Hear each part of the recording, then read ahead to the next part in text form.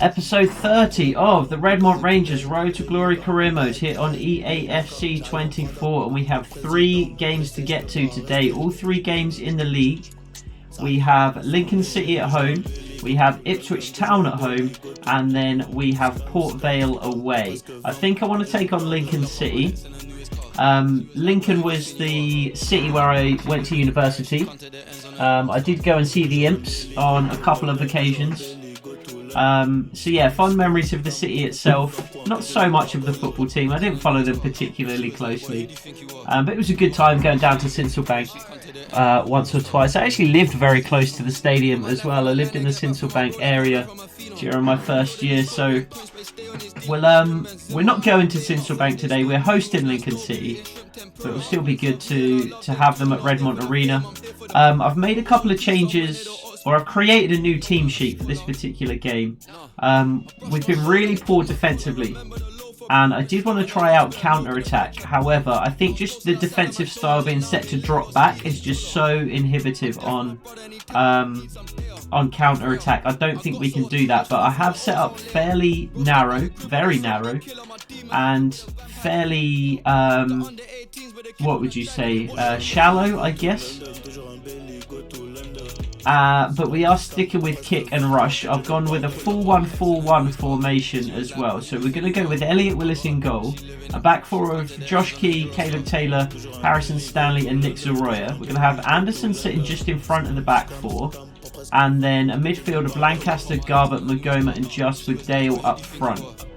I'm hoping we're going to be able to shore ourselves up a little bit defensively with that particular setup. We are in 17th position in the league, with only 3 wins so far this season and a -4 goal difference. So not the best start to the season for us, and we do need to try some different things, to try and get ourselves back on track. We need to mix things up a little bit. Lincoln themselves have lost their last 2 games, but it's not the worst run of form for them. Just those last 2 losses in the last 5. Looks like they're going to set up fairly standard, but they are going to be playing a 5-2-3, so it could be quite a defensive, cagey affair in this particular game. So the kits look good. Let's jump into this one and see what we can do. Heading for a showdown. 2 teams who thrive on pressure and performing on the big occasion. Now they get their wish.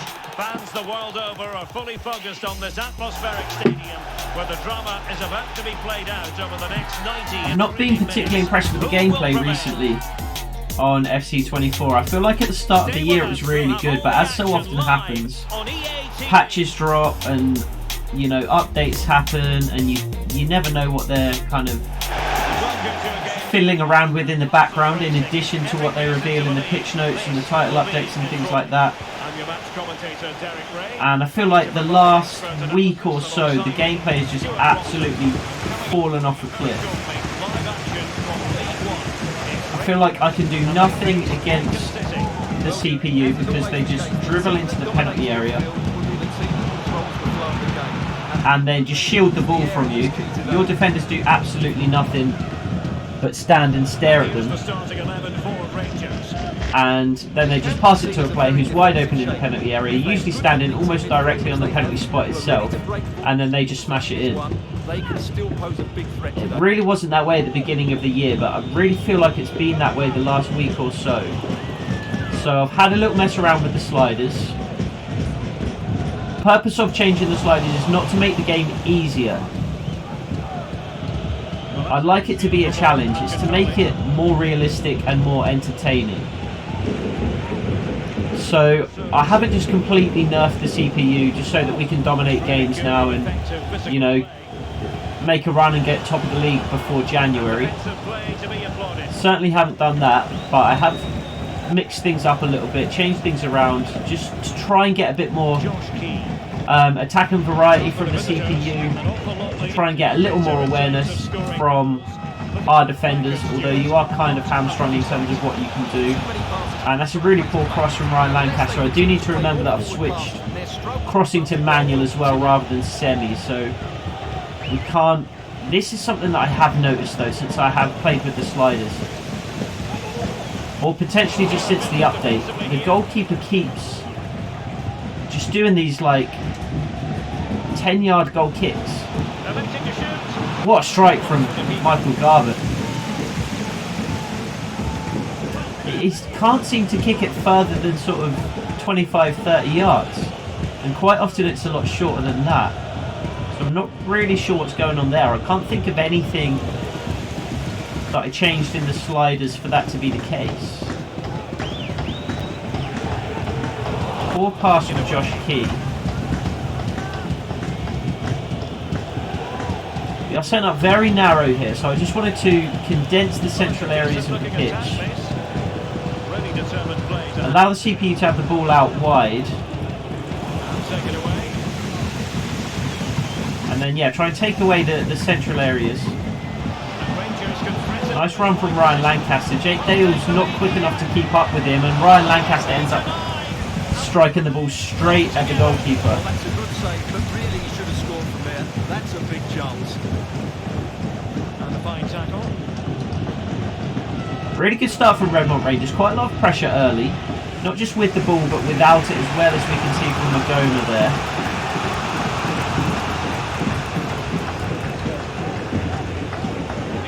I do wish you could kind of set the pressing width of individual players, or at least individual kind of position groups.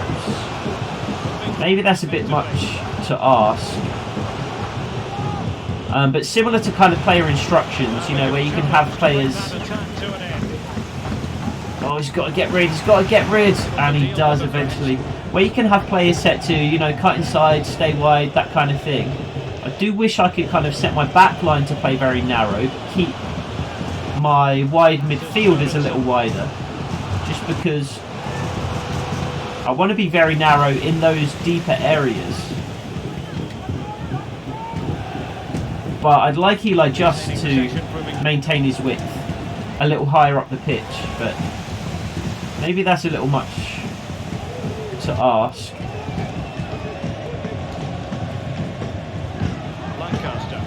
In terms of EA giving us, you know, tools at our disposal to really try and control the shape of our teams and things. I can definitely see things getting just pulled completely out of shape if that was the case. Well, a really good run. Teammates to play it to. Lincoln finding themselves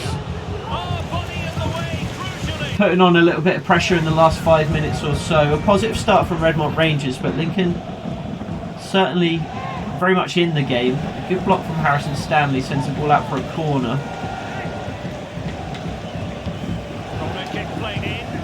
Headed clear from Zoroya though, without too much difficulty. Goma will chase the ball down.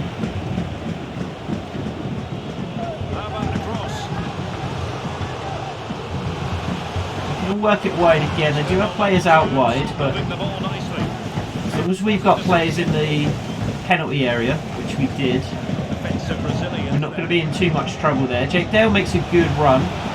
Michael Garbutt tries to keep up with him hard. Jake Dale's going to have to go it alone. It's a good challenge from the Lincoln defender to get back in, but Garbutt is in the box, and it's a great save back across goal from the goalkeeper. Garbutt saw the goalkeeper scrambling from left to right, just tried to head it back across goal, but the goalkeeper's done a fantastic job to fling his body back in the opposite direction and make the save. Goma puts it in, Jake Dale is there. Ball falls to Zoroy, he's going to strike with his left foot, and it's a fantastic strike. On target, absolutely, but the goalkeeper beats the ball away. Really good strike from the left back. Comes through a crowd of players as well, and Jake Dale ducking out of the way at the last minute, so really good reaction save from the goalkeeper there. Goma puts it in a little deeper this time. I think it was Caleb Taylor unable to win the header on this occasion. Garbutt's in space, but there's very little on ahead of him. Really good effort to just swing the ball out to Josh Key there, but unfortunately the pass just ever so slightly overhit. Josh Key will win it back though, and I think it's going to be a free kick there. Shoulder to shoulder. Josh Key just muscling the Lincoln defender off the ball, but the referee unhappy with it. We did have Jake Dale just on the layoff there. And it would have been a good position for him to shape and shoot on his left foot.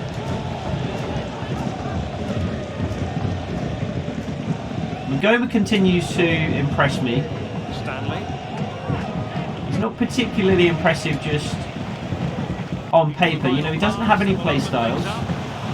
None of his attributes are incredibly high. But he's just a very good, versatile, athletic player. Doesn't do anything particularly well, but he doesn't do anything poorly either. And we're in trouble here. Did well to take away the cutback there, did Harrison Stanley, forcing the Lincoln City player to put the ball into the box where Caleb Taylor was waiting to deal with it. Excellent refereeing, advantage in operation. Eli just does well there, doesn't quite manage to keep the ball in though. He did foul the Lincoln City player initially, but the referee waved and play on. Just managed to recover and make the challenge, but the ball did just cross the byline for a corner kick. We have to be careful here. Ball around the penalty area. We do well just to get bodies in front of it though, which is what I wanted with that very narrow team width setup. Garbutt's going to have to come across. Shot straight at Elliot Willis though. That's exactly what I wanted though, not giving Lincoln City space to play in the penalty area. Oh, and Ryan Lancaster's beating his man inside. If we can find Eli Just. And it's another really bad cross. I'm going to have to try and get the hang of these manual crosses. Ryan Lancaster did really well to forge some space for himself there. And Eli Justin made a good run towards the back post. Lancaster overhitting the cross by quite some margin, really. The ball intended for Jake Dale, but Ngoma kind of in the way of it. Jake Dale didn't give him a shout, and Ngoma ends up taking control of the ball, when really it would have been better if he could have left it for Jake Dale.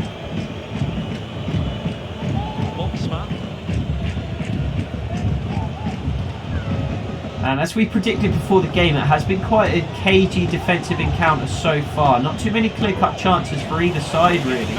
We could have an opportunity to create one for ourselves on the counter-attack there, but Paris Ngoma just squeezed out by a couple of Lincoln City midfielders.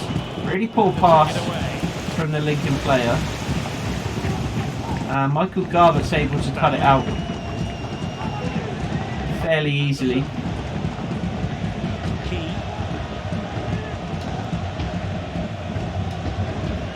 Too much on here. Lincoln City defending very deep, all 11 players very much behind the ball, so we're going to have to try and access the penalty area from wide. Not a great header from the Lincoln defender there, and Garbutt picks the ball up. That should be a corner, I believe, and it is. Getting on towards half time. A goal at this moment would be very well timed. We're going to try and crowd the keeper and then whip the ball across the 6-yard box, which we do manage to do. Falls to Zaroya, who's going to strike again with his right foot this time. This is weaker foot. He does win the header, allowing Redmont Rangers to keep this pressure on though. Too much ahead of Garbutt, so just swings the ball away to Zaroya. Zaroya wins the header, which sets Eli Just away. Clips it in. There's nobody there. Ball falls to Jake Dale, though he strikes with his right foot. Eli Just wins the header. Jake Dale strikes with his left this time, and I think it took a deflection. Eli Just has gone down in the penalty area. And we see Roman Hewitt there, who I think we're going to give a chance to in the starting 11 before too long. Is another corner right before half time. Again, we're going to crowd the keeper. He's just going to try and chip it up towards the near post this time. Michael Garbutt goes down in the penalty area. Thought maybe there was a shout for a penalty there. Redmont Rangers players didn't seem to interested in appealing, and the referee seems far less interested in blowing his whistle. But it really looked like there could have been a foul in there. Michael Garbett taking quite a heavy tumble. And it could be Lincoln City who carve out the final opportunity of the first half. Josh Key does well to block the initial cross. They do manage to work it across the penalty area, and Garbett hasn't quite got there to intercept that. They're working it backwards. And if the referee wants to, he could definitely blow his whistle. Do work it into the penalty area. Caleb Taylor just trying to stand, which he manages to do, and the referee does eventually tell Lincoln City that they can't continue to play the ball around. They're going to have to do something with it or settle for a 0-0 draw at half time. Today's a great example. They've looked solid defensively, but once again they haven't. So not a terrible first half. We defended very well, I thought, but unable to create too much going forward. Eli just has picked up a knock. I'm gonna play it safe and bring him off. I'm not 100% sure if we would be able to run that off in the second half or not, but we're not going to take the risk, and we're just going to bring Maya Walter on instead. So Lancaster shifting over to the left. Josh Key's been beaten there. I thought he was fairly comfortable winning that ball. And Harrison Stanley and Nick Zaroya can't decide who's going to close the ball down between them. Paris Magoma with a good block. And Redmont Rangers can come away with it with Ryan Lancaster. He has shifted over to the left. I'm not going to be able to play that ball in time. No. Just took an extra touch. Needed to play that just half a step earlier.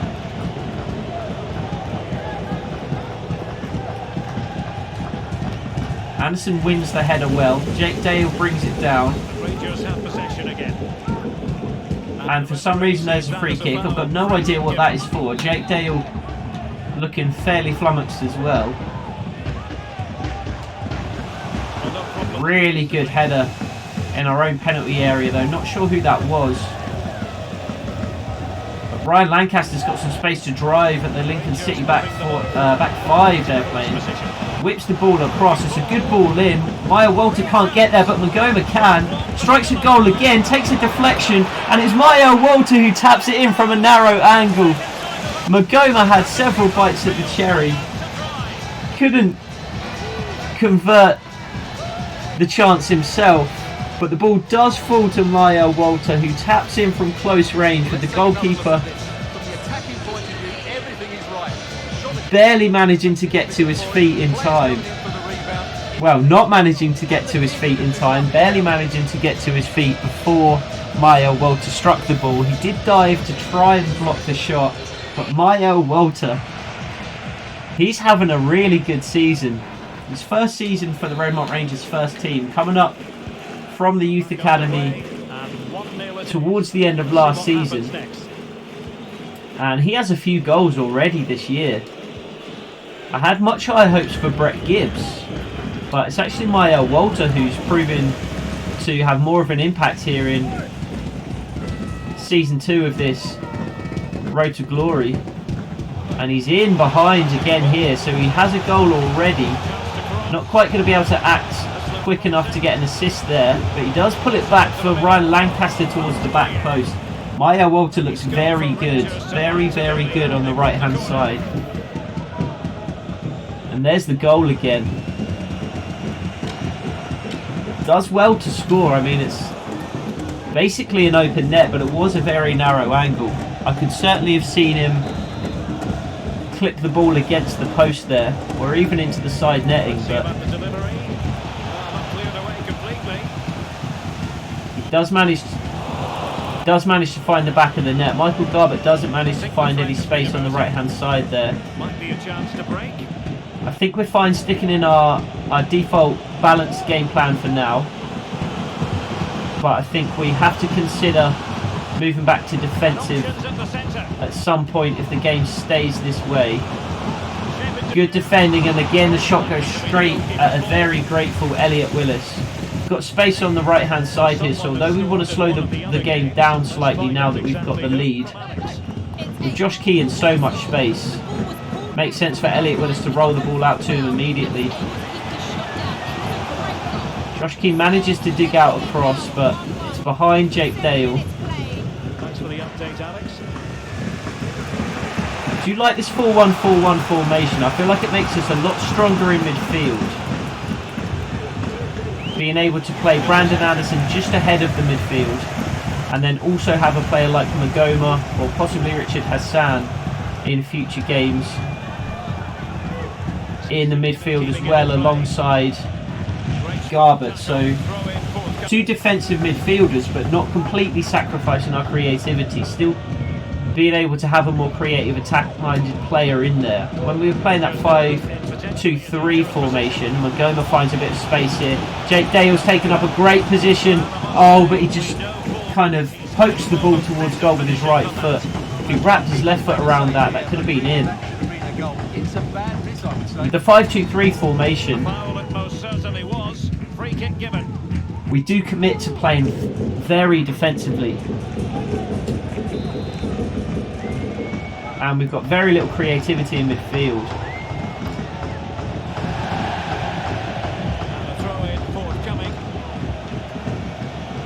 There you have it. The away team had so much of the possession, but their attacking play hasn't been good enough so far. Lincoln City dominating possession in the last 15 minutes or so. But it is Redmont Rangers who have managed to open the scoring in the second half. I don't think Zoro's going to get there, and he doesn't, unfortunately. Nicely worked from Redmont Rangers down the left-hand side there, though. I really wish you could change player. Oh, and Nick Zoroya has stolen the ball away. Jake Dale drives into the penalty area, and he buries it. Excellent, excellent pressing from Nick Zoroya there.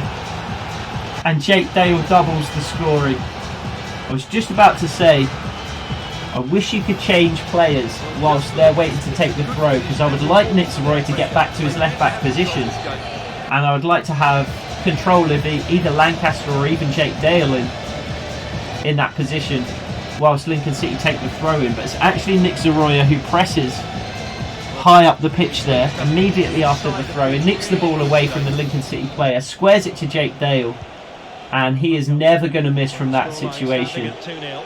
Doubles the score, and I think now is the perfect time to switch that defensive game plan. And I think now is the perfect time to make a couple of changes. I think Daniel Jefferson's going to come on up front for Jake Dale. Really poor cross from the Lincoln City player, and again, we want to slow the game down, but I'd like to slow the game down with the ball in the Lincoln City half. So we'll just roll it out to Josh Key immediately. Oh, Josh Key gives the ball away though. That's not ideal. Caleb Taylor's going to have to get there. He slide tackles. I just wanted him to put the ball out of play there.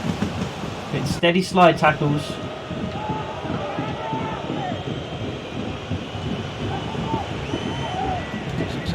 So Daniel Jefferson likely to come on here for Jake Dale. I'm not 100% sure what I'd like my second change to be though. I think it makes sense to make 2 changes at this point of the game. Bring on some fresh legs. I mean, we could bring on a third defensive midfielder for Michael Garbett. Richard Hassan, I believe, is on the bench for this game. Michael Garbett's done fairly well defensively there though. And Jake Dale will come away with the ball. Ryan Lancaster just stopped his run there. Really could have done with him continuing that run. Jake Dale will just take the ball down into the corner. Plays it back to Magoma, who drives at goal. There's a bit of space to shoot, but it's a really poor effort. And the ball dribbles harmlessly wide. So Jake Dale is going to make way for Daniel Jefferson. And I think it does make sense to bring Richard Hassan on here for Michael Garbett, because we do have Sam Ford on the bench as well. So if things do take a real severe turn for the worse, then we can always bring Sam Ford on into the midfield to try and regain the lead. We'd only really need to do that if Lincoln City do manage to get 2 goals back. So, and I almost passed the ball to the referee there.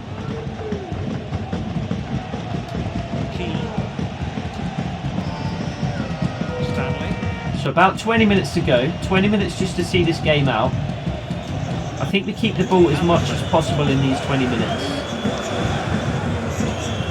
So playing the ball just across the back four would be fine. But if we can create a little bit of space down the wings, then I think we move to attack. So yeah, I think the fullbacks are going to be particularly important in these last 20 minutes because it's going to be up to them. Do they play the ball across the back line or do they play a ball up into the winger? Do you have a free kick here? So an opportunity just to put one into a dangerous area, which Ryan Lancaster does. Unable to win the header inside the box though, but Caleb Taylor will pick the ball up, try and play it wide for Ryan Lancaster, but will give the ball away. Manages to recover well though and makes a great challenge whilst Lincoln City are looking to break. Yeah, so I think in these particular positions, just possessing the ball with the fullbacks is going to be a really beneficial thing to do, because if we get pressed from the wide player, then we can just play it back across the back four. But then if we get pressed in a slightly narrower position, then we can just play it down the line to the winger instead. So now they've taken away the narrow option, now we can just play it in. And Ryan Lancaster, where are you going? I expected him just to be taking up a position just in front of the Lincoln City back line there, but for some reason he's making a run in behind. That's certainly not his instruction, particularly on the defensive game plan. Nice run from Ryan Lancaster though, plays in Daniel Jefferson. I'm not sure if he was just offside, but the ball doesn't fall to him anyway. 10 minutes to go now, and a 2-goal lead to defend still.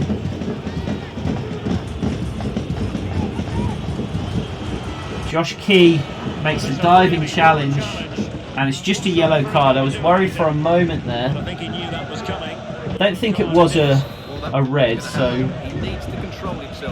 yellow probably fair. Particularly at this stage of the game with Lincoln City trying to grab a goal back on the counter-attack there. Referee seeing it as a bit of a cynical one.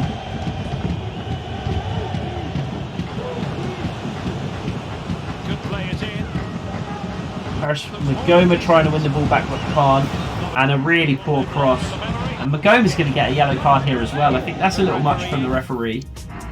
That will give us a chance to make our 2 other substitutions for these last 5 to 10 minutes or so though. I'm definitely tempted to take Magoma off, and I think I will. I mean, Sam Ford is an attacking option. He doesn't really have the defensive chops to be particularly useful in the late stages of this game, but he is able to keep the ball for sure. So tempted to bring De Silva on as well. I think I might just push Soroya up into midfield and then bring De Silva on behind him. Waiting for a natural ball. Pair of fresh legs, a bit more defensive stability down that left hand side for us as well. So those are our last 2 changes. Fingers crossed nobody gets injured. Well, on the cusp of the final whistle, and the home side really... And it really is looking good for Redmont Rangers now. A 2-goal lead with only 5 minutes to go plus stoppage time. And again, I have no idea where Lancaster is. There's acres of space there on the left hand side if he would just kind of drop in a little bit and occupy it, but I mean, that's exactly the position that I wanted Lancaster to be in for Walter there. In fact, that's too much of an ambitious pass from Walter. The inexperience there really showing, because all we needed to do was keep the ball, and instead he's tried to kind of play a ball around the corner for Sam Ford. Sam Ford it is now who takes the ball away, manages to beat the Lincoln City player. He's not the quickest, but the Lincoln City player evidently much slower than Sam Ford himself. Silva picks it up, drive at the Lincoln City players, but there's no need to do anything other than turn around and play it back to Harrison Stanley there. Sam Ford will take it down into the corner. pulls it back for Mael Walter, who in turn pulls it back for Richard Hassan, but cut out by the Lincoln City defence. And a big chunk of added time here, a minimum of 5 minutes of added time, but with a 2-goal lead, I really don't see Lincoln City getting anything out of this game at this stage. likes to run with the ball. Still on search for what would likely be a consolation goal. I would rather they didn't even get that. I'd like to keep a clean sheet here if possible.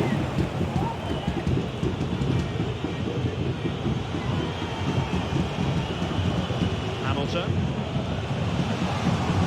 And again, the referee's got to be thinking about blowing his whistle any minute now. Harrison Stanley does manage to take the option inside away. You can see work it across the penalty area. Does he find a bit of space in the box? Good challenge from Caleb Taylor though, and he's just got to clear it. There is still a minute left. Daniel Jefferson's picked up a knock as well by the looks of it, which isn't great to see. So a couple of potential injuries to look into after the game here. One to Eli Just, who made way at half time. One to Daniel Jefferson there. That's the big story. But it is back to winning ways rather for Redmont Rangers. A 2-0 win at home over Lincoln City. That game definitely felt better. It felt more balanced. It did feel like there was a bit more attack and variety from Lincoln City as well. They put some crosses in. They weren't particularly good crosses, but I was seeing almost no crosses at all previously. You know, players would just dribble it down to the touchline and then they would just dribble it towards the penalty area, shield the ball until they got into the penalty area. I didn't see so much of that, so slider changes look like they're working as intended. We'll monitor it over the next few games. And who is that? Just picked up a knock today, which means he could be out for 4 weeks. So we were right to bring Eli Just off at half time. We just want to get him back to full fitness. So out for a month. We'll have to check on Daniel Jefferson as well.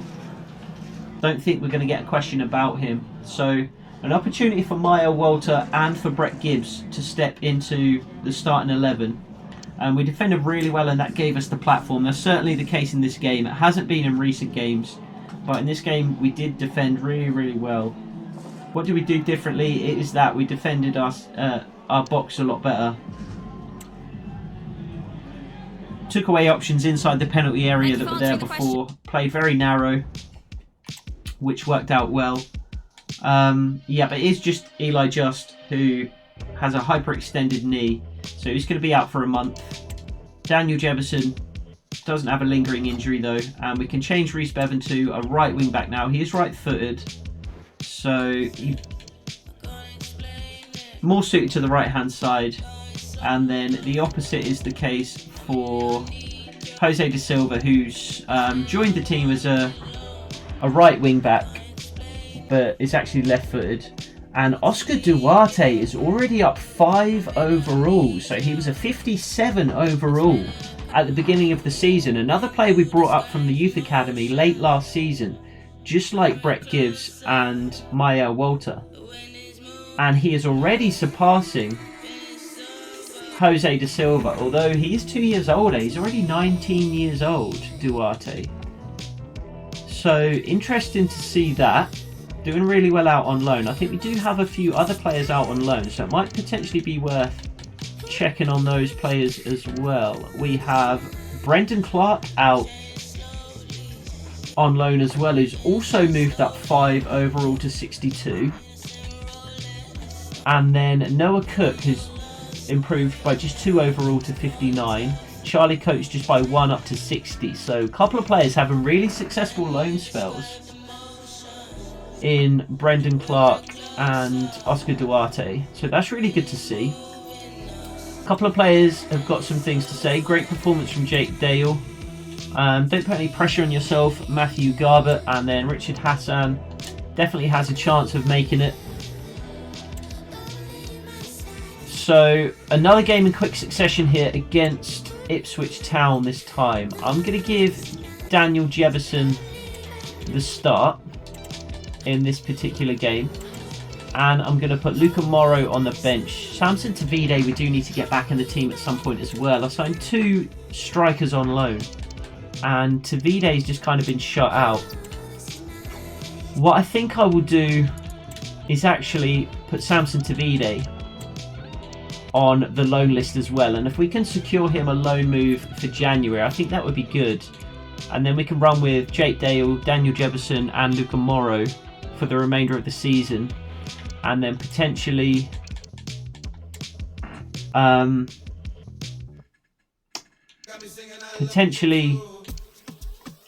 include Samson Tavide a bit more next season. So I'm going to rotate the team slightly for this game, not too heavily, but I do want Sam Ford to play. I do need to play Daniel Jefferson a bit more often as well. Ipswich Town, I just saw, have 31 points. I think they might be top of the league. They were last time I checked, and they are top of the league by 5 points already. So it's going to be a really tough game here against Ipswich Town. One thing I did notice last time I looked at the table as well is how poorly the promoted sides are doing. So we are up to 11th now, and we are by far the best of the promoted sides. So Stockport in 18th there, Walsall down in 20th, and then Wrexham bottom of the table on just 8 points, which I did not expect coming into the season. So let's quick sim this game against Ipswich Town and see what we can do. They play gegenpressing, which is interesting, and a 4-2-3-1 formation. So what can we do against top of the table Ipswich Town? We can come away with a draw. So away from... No, I think this was a home game actually, wasn't it? But regardless, top of the table Ipswich, I think we're definitely happy with a point there, home or away. Tavide is glad that he's been put on the loan list. He does need to improve technically. Yeah, and Sassuolo, so this is what I thought might happen as well. Bringing in Jefferson and Luca Morrow. We're not going to be able to play all 3 of our main strikers because, I mean, Jake Dale has to still be the number 1 striker for us. So Jefferson or Morrow might get some time. And Alex Petit, hello, who are you? We'll check him out in just a second. So yeah, Jake Dale, obviously our main starter. So Jefferson and Morrow just realistically aren't going to get time. So I think maybe we'll see how the next couple of games go. We'll try and put Morrow in the team a little bit more, but potentially we might not be able to loan Tavide out after all. We do have an offer for him already. I'm actually going to take him off the loan list just because of that issue with Luca Morrow. If we get closer to January and Morrow and Jefferson still are both on the team, then we can send Tavide out on loan. But if one or even both have been recalled, then we'll have to keep Tavide just as depth. I'll tell you what. No, let's not put Tavide on the bench. Let's bring Dorset in for this game though, ahead of Stanley. Let's bring De Silva in at left back, and then let's put Magoma back in the side. Magoma's been playing very, very well. So again, we'll slightly rotate the team for this game against Port Vale, and we'll start Luca Morrow. Your next opponent doesn't have enough players to win the next match. This means they're forfeiting and you will be awarded a 3-0 win. I have never in my entire history of playing FIFA, which dates back to God knows when, FIFA 2002 maybe, something like that, 2001. I have never ever seen this. A free 3-0 win against Port Vale because they cannot field enough players. I wonder what's going on with Port Vale then. I don't think there's any way to see, but they must have an extremely small squad, and then they must have some injuries, I would imagine, but that is something I just love to see. Let's check out what that did for us then. So 2 wins and a draw in this particular episode, and that takes us up to 10th place. in the league, which is not bad at all. Just 6 points off the playoff places now. So that's what League One and League Two and even the Championship as well is like. You string together a couple of results and you absolutely fly up the table just because there's such parity between the teams. I mean, if we take a look, we're kind of slap bang in the middle of the table there, a couple of places above, but we are 6 points off the playoffs, but then simultaneously 7 points off the relegation places. So that's how tight it is in League One. And that means with a couple of good results that we've got in this particular episode, we are making the climb back up towards the playoffs. Samson Tavide wants to play now that we've changed our mind about sending him out on loan. And potentially I might make a decision myself. Maybe I won't wait for Jefferson or Morrow's parent clubs to take them back. I think I might just cancel Luca Morrow's loan deal now, you know, and just keep Samson Tavide. Both players are unhappy. Luca Morrow's on crucial. Oh, we did arrange a buy option with them as well though, whereas we didn't with Daniel Jefferson. That's something I'm going to do at the start of next episode. Potentially you guys can let me know. We have got quite a logjam up front. Jake Dale, clearly our number one striker. He's our best player. Is he our best player overall? He is our best player overall, and just in terms of how he plays in game. Best player in the team, number one on the team sheet. He is our number one striker without question. Daniel Jefferson looks very good. He looks like he's got a lot of potential. He hasn't played incredibly well in game for us so far, but he looks like he's got a lot of potential. He's in on loan. He has a crucial squad role. We're going to need to play him if he's going to stay on loan, not just because he's crucial, but also because Sheffield United are going to want him in the team. We haven't, though, settled a buy option with Sheffield United, so it could be that we keep Tavide till the end of the season and then they don't want to sell him to us in the summer. The other option is to send Jefferson back and keep Luca Morrow. He also has a crucial squad role. He's also in on loan for the year, but with him we have arranged a buy option with Sassuolo. I can't remember off the top of my head how much it was, but I don't think it was a massive amount of money. Slightly worse than Jefferson and slightly older. So Jefferson or Morrow, what do we do there? And then we also have Samson Tavide. So if we're sending Jefferson or Morrow back, Tavide can get in the squad a little bit more. He has only got a rotation squad role, so he'll be happy enough just playing occasionally for now. Or do we try and keep Jefferson and Morrow alongside Dale and then send Tavide out on loan in January? What's the best option for me is the question for this particular episode. That's what I need your help with. Other than that, though, we will leave the episode here. We've got another game against Port Vale coming up, but in the EFL Trophy this time. We lost our first EFL Trophy matchup against Rotherham, so fairly important that we get a win there. We then have a home match in the league against fellow promotion